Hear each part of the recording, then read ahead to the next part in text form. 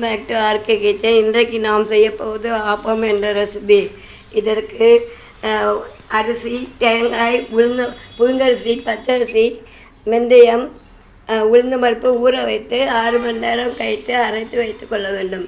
பிறகு தேங்காய் பால், சர்க்கரை கலந்து இதனுடன் மிக்ஸ் பண்ணி 2 கரண்டி எண்ணெய் ஸ்ப்ரிங்கிங் பண்ணி 2 கரண்டி ஆப்பம் விட்டு அதை ஐஸாக மெல்ல இழக்கவும். ஒரு சுற்று விட்ட பிறகு ஆப்பம் விட்டு அதை மூடியை போட்டு மூடவும்.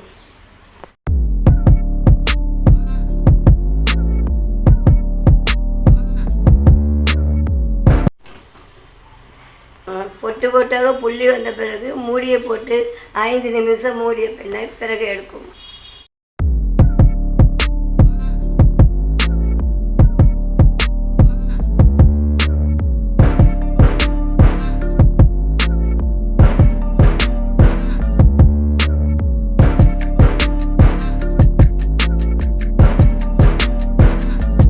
விட்டது.